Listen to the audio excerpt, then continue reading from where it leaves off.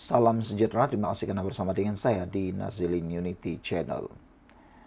Kerajaan yang ada sekarang ini habis difitnah oleh pelbagai pihak.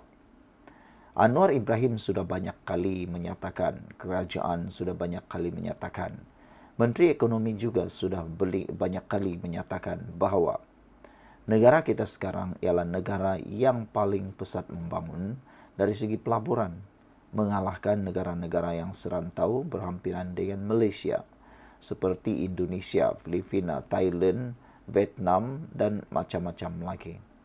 Tetapi apabila terutamanya pihak pembangkang memfitnah kononnya kerajaan ini sedang dalam keadaan gagal apabila ramai pelabur yang menarik pelaburan, itu semuanya dengan mudahnya dipatahkan oleh fakta-fakta yang lebih tepat. Mereka, para pembangkang, hanya menyatakan secara air liur, emosi.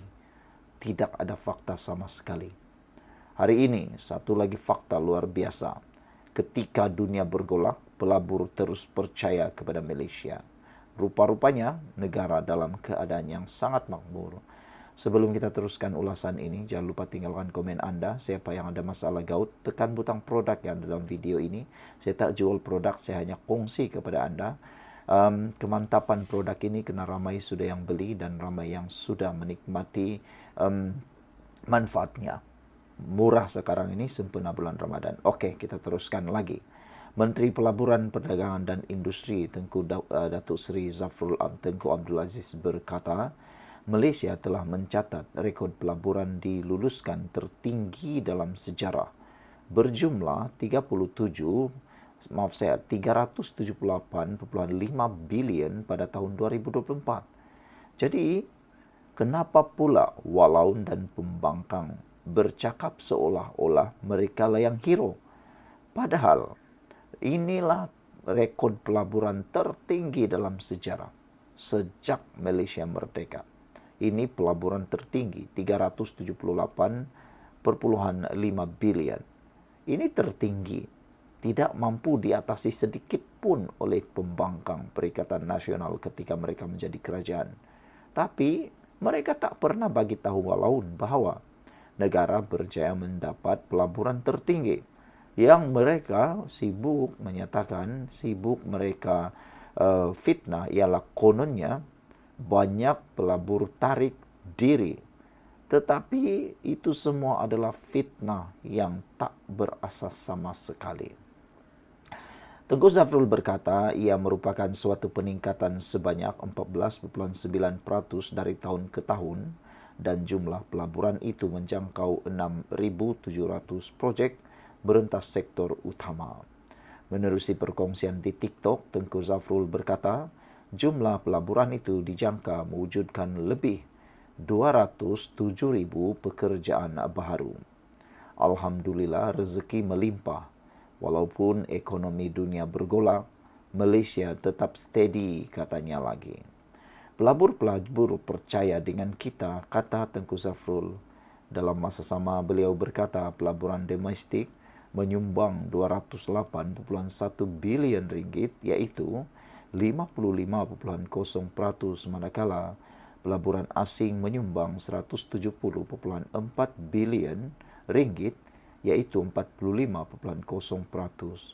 Tengku Zafrul memberitahu Amerika Syarikat mendahului dengan 32.8 bilion ringgit, diikuti Jerman 32.2 bilion ringgit, China 28.2 bilion ringgit, Singapura 27.3 bilion ringgit dan Hong Kong 7.4 bilion ringgit. Sementara itu jelasnya Selangor muncul sebagai negeri paling mantap menarik pelaburan dengan 101.1 bilion ringgit, diikuti Kuala Lumpur 91.5 bilion ringgit, Johor 48.5 bilion ringgit, Kedah 45.8 bilion ringgit dan Pulau Pinang dengan 32 bilion ringgit. Sekian dulu untuk kali ini. Jangan lupa tinggalkan komen Anda, tekan butang subscribe. Bye-bye. Salam sejahtera, terima kasih kerana bersama dengan saya di Nazilin Unity Channel. Ini keputusan terkini terkait dengan kes rasuah. Skandal rasuah membabitkan berpuluh-puluh ataupun beberapa ahli Dewan Undangan Negeri di Sabah. Azam Baki kata beliau akan arah panggil semua untuk siasatan lanjut skandal rasuah Sabah.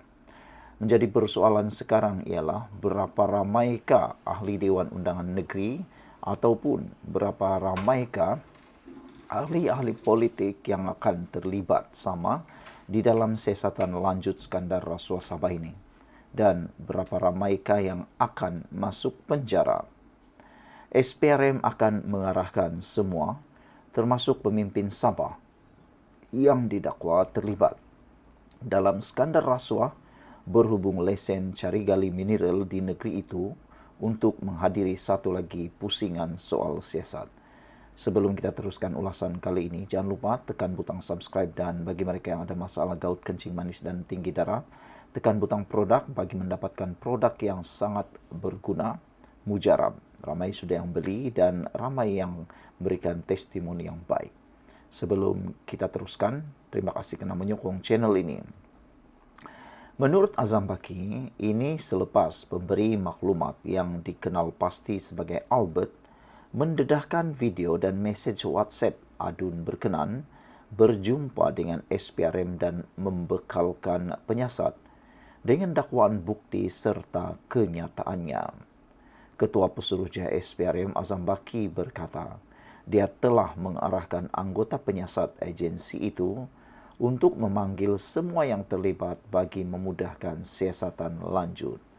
Saya tak ada butirannya, tapi saya dah arah. Semua kena panggil untuk dirakam semula keterangan dan semua diminta beri kerjasama mereka, kata Azam Baki. Saya dah arah panggil semua, pemberi maklumat semua.